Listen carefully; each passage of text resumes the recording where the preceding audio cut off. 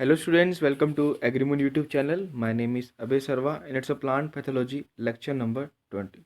So student आज के इस लेक्चर के अंदर हम कुछ रेपसीड एंड मस्टर्ड की कुछ इंपॉर्टेंट डिजीज़ के बारे में बात करेंगे। जिस तरीके से हमने हमारी क्रॉप डिजीज़ सीरीज़ को स्टार्ट किया था, उसी सीरीज़ के अंदर आज हम हमारे कुछ मेजर ऑयल, जो कि हमारी एक मेजर ऑयल सीड्स क्रॉप है, डेट इज़ रेपसीड और मस्टर्ड की, उसके कुछ इंपॉर्टेंट डिजीज़ के बारे में डिस्कस करेंगे। इस लेक्चर को स्टार्ट करने से पहले मैं आपको बता दूं कि जो हमारी जो मस्टर्ड क्रॉप है, ये एक रबी सीजन की क्रॉप्स है। सो इसके जितने भी ये डिजीज़ के बारे में स्टडी करेंगे, ये सभी की सभी कूल वेदर को फेवरेबल करेंगे, यानी कि ये सभी की सभी डिजीज़ कूल वेदर के अंदर थोड़ी ज़्यादा होती हैं। So let's start.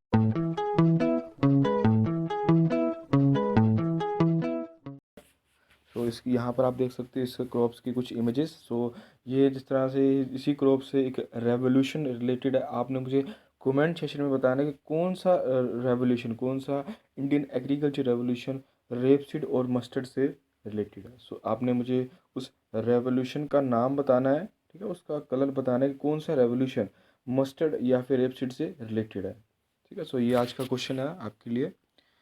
सबसे पहले हम जिस डिजीज़ के बारे में बात करने जा रहे हैं वो है हमारी अल्टरनेरिया ब्लैक स्पॉट। इसका जो कोजल ऑर्गेनिज्म है वो है अल्टरनेरिया ब्रासिका। और सबसे पहले हम इसके सिम्टम्स के बारे में बात करेंगे।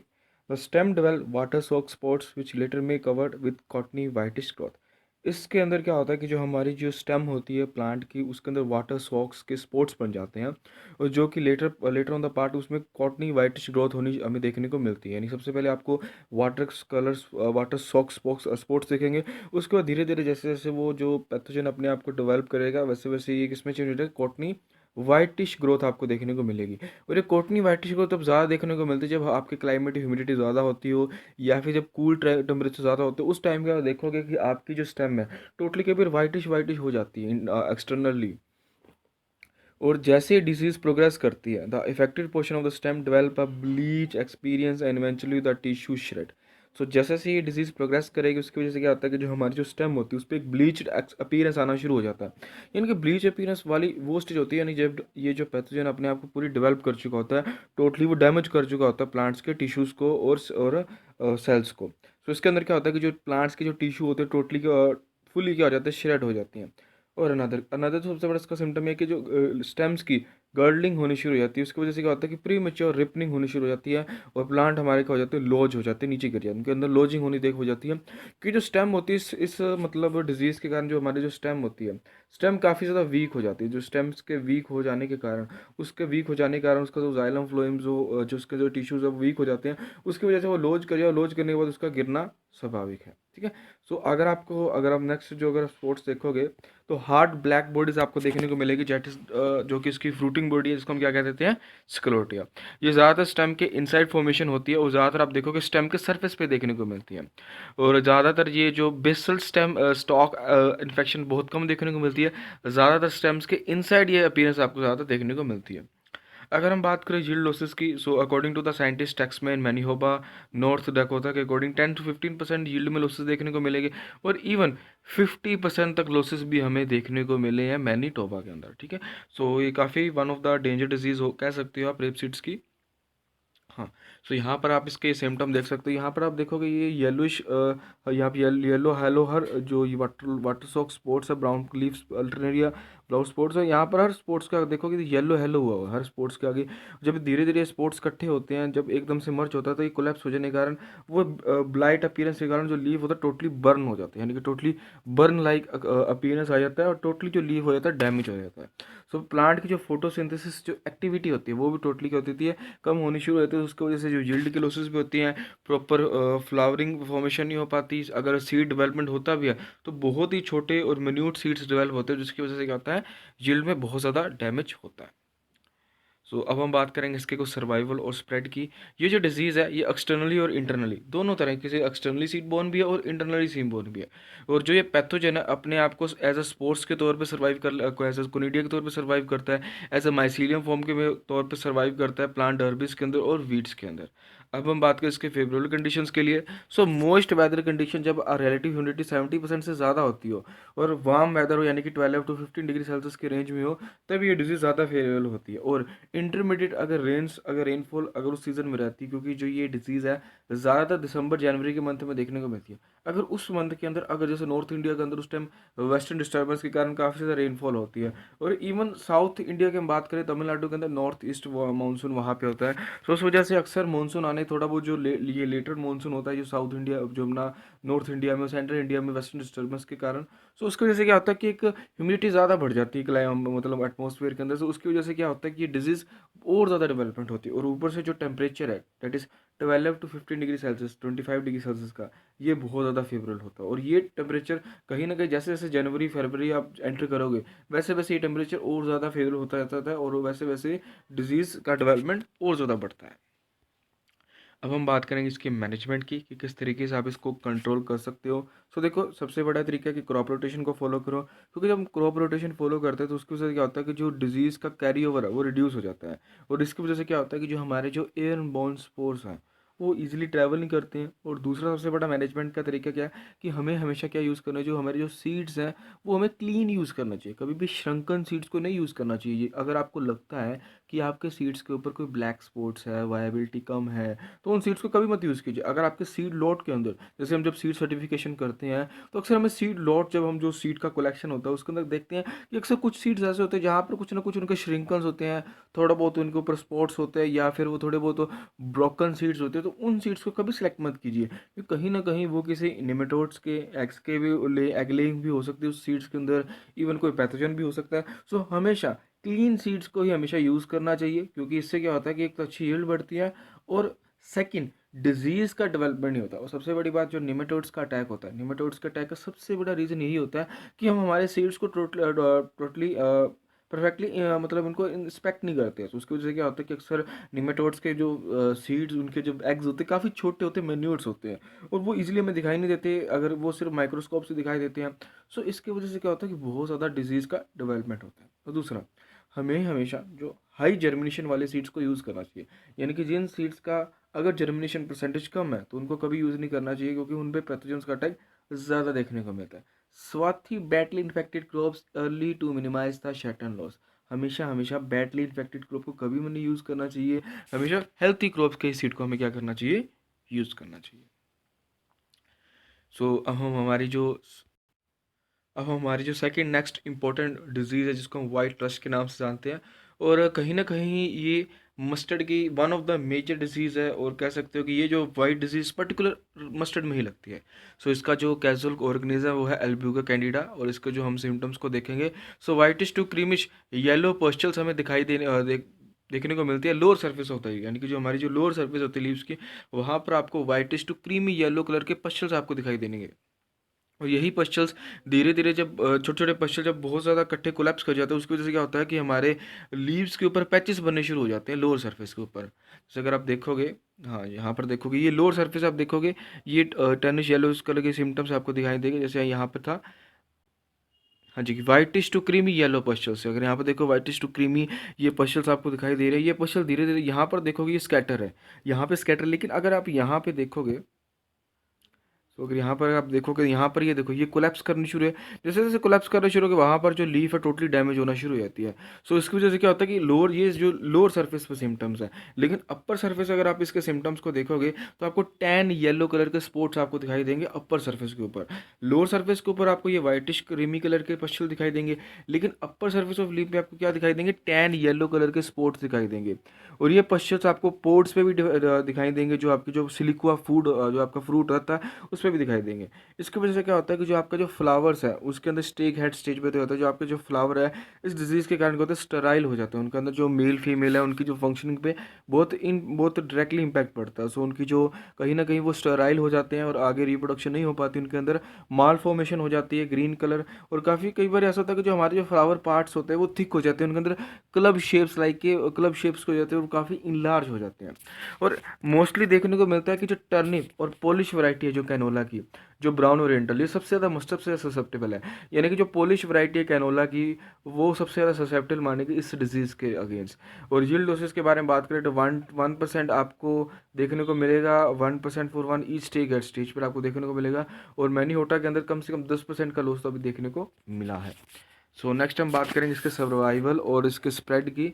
सो ये जो पैथोजन है ये ज़्यादातर अपने आप को as in the form of the oospore के तौर पे अपने आप को सर्वाइव करता है।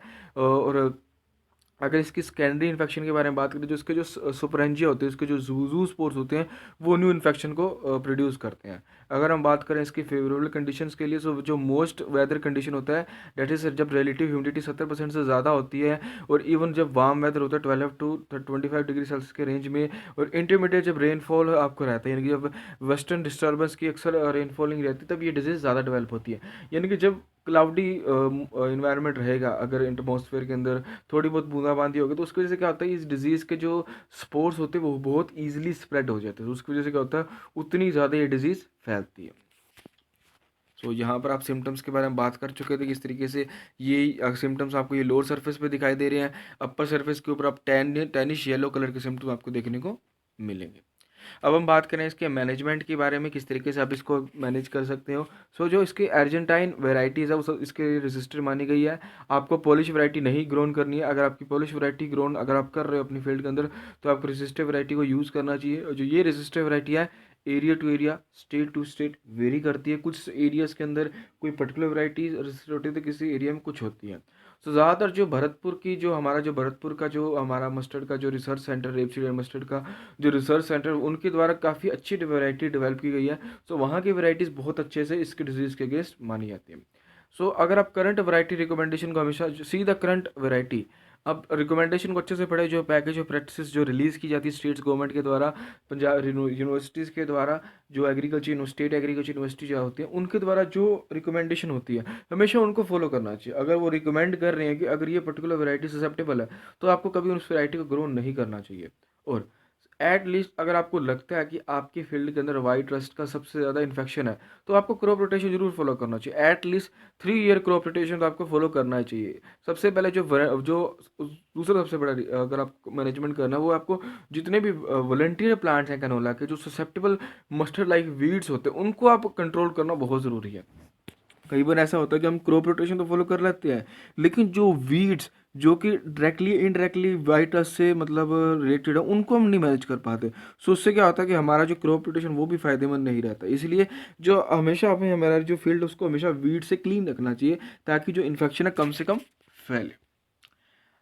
नेक्स्ट हमारी जो थर्ड इंपॉर्टेंट डिजीज़ है, डेट इज़ डाउनी मिल्ड्यू। इसका जो कूजल ऑर्गेनिज्म है वो है पिरोना स्पोरा पैरासिटा का। सबसे पहले इसके हम सिम्टम्स के बारे में बात करेंगे। सो हमें लीव्स स्पॉट्स हमें देखने को मिलते हैं, जो कि एंगुलर्स होते हैं, ट्रांसलूसेंट होती हैं, और लाइटिश ग्रीनर कलर के होते हैं, और धीरे धीरे ग्रेश वाइटिश कलर के आपको निक्रोटिक डेड पैचेस आप देखने को मिलेंगे। इस डिजीज़ के अंदर क्या होता है कि जो हमारे जो फ्लावर क्लस्टर्स होते हैं वो स्वोलन हो जाते हैं, फूल जाते हैं फ्लावर्स। और दूसरी सबसे बड़ी बात, ये जो डिजीज़ है कहीं ना कहीं वाइट रस्ट के साथ बहुत ज़्यादा एसोसिएटेड है। और ये ज़्यादातर लेटर सीजन के अंदर डेवलप होती है, यानी कि जब आपका फरवरी मार्च के अंदर इसका डेवलपमेंट थोड़ा ज़्यादा देखने को मिलता है। और स्पेशली जो आपकी पोलिश वैराइटीज़ है वहाँ पर आपको ज़्यादा देखने को मिलेगा। अब हम बात करेंगे इसके सर्वाइवल और इसकी सबरेट के बारे में। ये जो पैथोजन है अपने आप को इन the form of the oospore के तौर पे अपने आप को सर्वाइव करता है प्लांट टिश्यूज़ के ऊपर, सोइल्स के अंदर, और वीड होस्ट के ऊपर। और अगर हम बात करें इसके फेवरेबल कंडीशंस के लिए, सो जो एटमॉस्फेरिक टेम्परेचर होता है, जो कि in the range of the 10 to 20 degree Celsius के सबसे अच्छा माना जाता है, और जो रिलेटिव ह्यूमिडिटी 90 डिग्री से ज़्यादा अगर होती है, तो ये डिजीज़ बहुत ज़्यादा डेवलप करती है। सो यहाँ पर आप देख सकते हो ये एंगुलर लीफ स्पॉट है। यहाँ पर आप देख सकते हो एंगुलर लीफ स्पॉट के अंदर आप एंगुलर ये डाउनी मिल्ड्यू का जो सिम्टम आप देख सकते हो यहाँ पर आप। तो यहाँ पर ही आपको ये पैचेस दिखाई दे रहे होंगे, ये सर्कुलर स्पॉट्स हैं। और सर्कुलर स्पॉट्स के साथ यहाँ पर आपको येलो हेलिंग साथ के साथ दिखाई दे रही होगी। और जैसे जैसे कोलैप्स करते हैं, देखो जैसे ही कोलैप्स करें वहाँ पर ब्लाइटिंग एक्सपीरियंस ज़्यादा देखने को मिलती है, यानी कि प्लांट्स के टिश्यू जो मतलब बर्न होने शुरू हो जाते हैं। सो यहाँ पर आप देखोगे ये स्पॉट्स हैं। जितनी ज़्यादा जिस एरिया में जितने ज़्यादा स्पॉट्स होंगे, वहाँ पर उतनी ज़्यादा उसकी जो क्लोरोफिल कंटेंट है वो खत्म होगा। जितना ज़्यादा क्लोरोफिल कंटेंट खत्म होगा, उतनी ज़्यादा फोटोसिंथेसिस एक्टिविटी कम होगी, और उतनी ज़्यादा हमारा जो फ्रूट फॉर्मेशन पे क्या होगा, इनडायरेक्टली इम्पैक्ट पड़ेगा। सो आप कह सकते हो ये भी one of the danger diseases है मस्टर्ड की। सो अब हम बात करें इसके मैनेजमेंट की। सो मैनेजमेंट के लिए सबसे बड़ी बात है कि हमेशा जो क्रॉप रिफ्यूजी है हमेशा उसको डिस्ट्रॉय करना है, अपने वीड होस्ट को डिस्ट्रॉय करना है, अल्टरनेटिव प्लांट्स को डिस्ट्रॉय करना है, क्रॉप रोटेशन को फॉलो करना है, और क्रूसीफेरेशिया जितने क्रूसीफेरेशिया फैमिली के जितने भी वीड्स हैं उनको आपने इरेडिकेट करना है ताकि फंगस डेवलप ना हो पाए, और इरिगेशन को प्रॉपरली मैनेज करके चलना है ताकि हाई ह्यूमिडिटी को मैनेज किया जा सके। स्प्रिंग प्लांटेशन करनी है, समर हार्वेस्टिंग क्रॉप्स को ज़्यादा से ज़्यादा क्योंकि अब ये चीज़ बड़ी अच्छी देखने को मिलती है कि जो स्प्रिंग प्लांटिंग होती है वो और as compare to summer harvesting crops के अंदर थोड़ी प्रॉब्लम कम देखने को मिलती है क्योंकि इनके अंदर थोड़ी हार्वेस्टिंग कम होती है। सो अगर आप समर हार्वेस्टिंग में जाते हो तो अगर आपकी मस्टर्ड ग्रोथ थोड़ी सी लेट होती है उसकी वजह से क्या होता है कि ये डिजीज़ का डेवलपमेंट थोड़ा कम होता है क्योंकि उस टाइम में क्या होता है कि टेम्परेचर थोड़ा बढ़ जाता है। तो टेम्परेचर बढ़ जाता है तो इसके जो पैथोजन होते हैं उनको जो टेम्परेचर की रेंज चाहिए होती है 10 to 20 चाहिए होती है। लेकिन जब अगर आप समर सीजन तक लेके जाते हो क्रॉप यानी कि अप्रैल मई तक जाती है तो उसमें क्या होता है कि टेम्परेचर बढ़ जाता है। तो उसकी वजह से क्या होता है कि जो 20 to 25 डिग्री सेल्सियस टेम्परेचर होता है तो उसकी वजह से क्या होता है कि जो हमारे जो पैथोजन है वो कहीं ना कहीं डैमेज होना शुरू हो जाता है। सो उसकी वजह से ये डिजीज़ बहुत अच्छे से क्या हो जाती है, कंट्रोल होनी शुरू हो जाती है। सो नेक्स्ट हमारी एक स्टेम रिलेटेड डिजीज़ है जिसका नाम है स्क्लेरोटिना स्टेम रॉट। सो इसका जो कोजल ऑर्गेनिज्म है वो है स्क्लेरोटियम। इसके जो सिम्टम्स हमें देखने को मिलते हैं वाटर सॉक्स स्पॉट्स आपको देखने को मिलेंगे स्टेम के ऊपर, जो कि लेटर लाइफ के अंदर क्या होता है कॉटनी वाइटिश क्लोज के अंदर आप देखने को मिलेंगे। So as the disease progress, the affected portion of the stem develop a bleach experience and eventually the tissue shred. So जैसे जैसे आप देखने को मिलेगा तो आप देखिए यहाँ पर आप देखने को मिलेगा कि इसके अंदर क्या होता है कि जो आपकी डिजीज़ के अंदर ब्लीच एक्सपीरियंस ज़्यादा देखने को मिलता है, टिश्यू आपका डैमेज होना शुरू होता है। और सबसे बड़ी बात जो स्टेम होता है वो प्री मेच्योर उसके अंदर रिपनिंग होती है, लोजिंग होनी शुरू होती है और हार्ड ब्लैक बॉडीज बनती है इसके अंदर। और जो हमारा जो स्टेम होता है इनसाइड्सली वो टोटली डैमेज हो जाता है। इससे अंदर जब आप स्टेम को अंदर इंटरनली देखोगे तो आपको स्क्लेरोटिया दिखाई देगी और जो बिस्सल इन्फेस्टेशन है वो बहुत ही ज़्यादा देखने को आपको मिलती है। अगर हम बात करें इसके सर्वाइवल की तो ये जो पैथोजन है ज़्यादातर इन the form of the mycelium dead bodies के अंदर लाइव प्लांट्स के अंदर अपने आप को इन the form of the sclerotia अपने आप को सर्वाइव करता है सोइल सरफेस के ऊपर, सीड्स के ऊपर। अगर हम इसके बात करें फेवरेबल कंडीशंस के लिए जो हाई ह्यूमिडिटी होती है 90 to 95 डिग्री सेल्सियस और temperature range in the form of the 18 to 25 इसके लिए सबसे अच्छी मानी जाती है क्योंकि इस रेंज के अंदर ये डिजीज़ बहुत ज़्यादा क्या हो जाती है, डेवलप करती है। सो यहाँ पर आप देख सकते हो ये स्टेम रोड टोटली अंदर इंटरनली डैमेज हो चुका है, वाइटिश कलर की यहाँ पर आपको स्क्लेरोड ये प्री मेच्योर डैमेज हो चुका है। यहाँ पर आप देखोगे कि ये डिजीज़ अब प्रॉपरली डेवलप कर चुकी है, टोटली इसने यहाँ पर इसने स्टेम को डैमेज कर चुकी है। यहाँ पर आप देखोगे ये टोटली रोट हो चुका है। यहाँ पर आपको वाइटिश कॉटनी दिख रहा है इंटरनली। अगर आप इसको स्टेम को मतलब अगर इसको आप कट करके देखोगे तो आपको हार्ड बॉडी स्क्लेरोटी आपको देखने को मिलेंगी। सो ये आप क्या देख सकते हो टोटली क्या कर चुके हैं, इसने डैमेज कर चुका है। सो अब हम बात करेंगे कुछ मैनेजमेंट प्रैक्टिसेस की। सो आपने क्रॉप रोटेशन को फॉलो करना है और कभी भी don't plant the highly susceptible crop more than once in a 4 year. कभी भी ससेप्टेबल प्लांट्स को 4 साल के अंदर से ज़्यादा, अगर 4 साल से एक से ज़्यादा साल से ग्रो नहीं करना चाहिए। इसके अंदर कौन सी क्रॉप इंक्लूड होती है, इसके अंदर आपके ड्राई एडिबल बीन्स इंक्लूड होते हैं, सनफ्लावर क्रॉप इंक्लूड होती है, मस्टर्ड इंक्लूड होती है और कैनोला इंक्लूड होती है। सो आपने कभी भी इन क्रॉप्स को नहीं यूज़ करना है और कम से कम at least 5 year crop rotation को ज़रूर फॉलो करना चाहिए, specially in the special case जहाँ पर सीवियरली इन्फेक्टेड फील्ड है। और दूसरी सबसे बड़ी बात, हमेशा avoid the plantation next to the field that has a severe scleroty in the past 4 to 5 year and control the broadleaf weeds। सो अक्सर जो ये स्क्लेरोटिनिया होता है ये ना सिर्फ मस्टर्ड के ऊपर बल्कि और भी कितनी खरीफ रबी क्रॉप्स को ये डैमेज करता है। सो अगर आपको लग रहा है, अगर आपने अपने सॉइल को टेस्टेड करवाया है, किसी लैब लेबोरेटरी के अंदर आपने टेस्टेड कराया है, किसी पैथो लैब के अंदर अगर आपने बायो कंट्रोल लैब के अंदर अगर आपने टेस्टेड करवाया है, तो टेस्टेड करने से अगर हमें ये पता चलता है कि हमारी फील्ड के अंदर काफ़ी ज़्यादा स्पोर्ट्स हैं स्क्लेरोटिनिया की, काफ़ी ज़्यादा उनकी रेस्टिंग बॉडीज़ पड़ी हैं, तो कभी भी आपको ब्रॉड लीव्स वीड्स को प्रॉपर कंट्रोल करना है, प्रॉपर प्लांटेशन और क्रॉप रोटेशन को फॉलो करना और उन क्रॉप्स को बिल्कुल भी फॉलो नहीं करना है। सो अगर आपको लगता है कि आपकी फील्ड के अंदर बहुत ज़्यादा स्क्लेरोटिनिया के स्पोर्ट्स हैं तो आपको मोनोकोट्स क्रॉप्स होती है उनको ज़्यादा फॉलो करना चाहिए, यानी कि ब्रॉड लीव्स को नहीं, हमेशा जो मोनोकोट्स है यानी कि डाइकोट्स लीव्स प्लांट्स को कम फॉलो करना चाहिए। इसका सबसे बड़ा रीज़न ये है कि जो सेक्लोरोटीन होता है वो डाइकोट्स लीव्स पे ज़्यादा इंपैक्ट करता है एज़ कम्पेयर टू मोनोकोट्स। सो आप मोनोकोट्स की तरफ जा सकते हो, यानी कि आप मोनोकोट्स क्रॉप्स को यूज़ कर सकते हो। और सबसे बड़ी बात, आपने हमेशा क्लीन सीड्स को यूज़ करना है और डेंस प्लांटेशंस को अवॉइड करना, कभी भी डेंस प्लांटेशन नहीं यूज़ करनी, क्योंकि डेंस प्लांटेशन में क्या होता है कि जो पैथोजन बहुत ईजिली स्प्रेड होते हैं। सो हमेशा डेंस प्लांटेशन को आपने अवॉइड करना है, हमेशा क्लीन सीड्स को यूज़ करना है। सो ये कुछ इसकी क्या है इंपॉर्टेंट मैनेजमेंट प्रैक्टिसेस है। So thank you for the watching this video students. So मिलते हैं नेक्स्ट वीडियो के साथ। आपको ये वीडियो कैसी लगी हमें कमेंट सेक्शन में ज़रूर बताइए। सो जैसे वीडियो के स्टार्टिंग में मैंने आपसे पूछा था कि कौन से रेवोल्यूशन मस्टर्ड से, रेपसीड और मस्टर्ड से रिलेटेड है, सो आपने मुझे इसके बारे में बताना। और अगर आप मुझे ये भी बता दें कौन से साइंटिस्ट ने इसको ज़्यादा मतलब इस रेवोल्यूशन को, जिस रेवोल्यूशन के बारे में मुझे बताओगे, उस साइंटिस्ट का अगर आप नाम बता दोगे तो बहुत बढ़िया है। सो जो भी स्टूडेंट बताए जाएंगे उनको स्पेशली हम हाईलाइटेड भी करेंगे। सो अगर आप हमारे सोशल मीडिया के अकाउंट्स हमारे साथ फेसबुक, इंस्टाग्राम, टेलीग्राम और यूट्यूब के साथ हमारे साथ जुड़ सकते हैं। टेलीग्राम चैनल हमारा ज़रूर ज्वाइन कीजिए एग्रीमून का। वहाँ पर आपको रेगुलर जॉब्स के अपडेट्स, रेगुलर आपको टेलीग्राम पे क्विज़ेस के हम कंडक्ट करवाते हैं। ये क्विज़ेस आपको स्पेशली इफ़को ईजीटी के अंदर आपके IBPS AFO के लिए, नाबार्ड के लिए बहुत इंपॉर्टेंट है।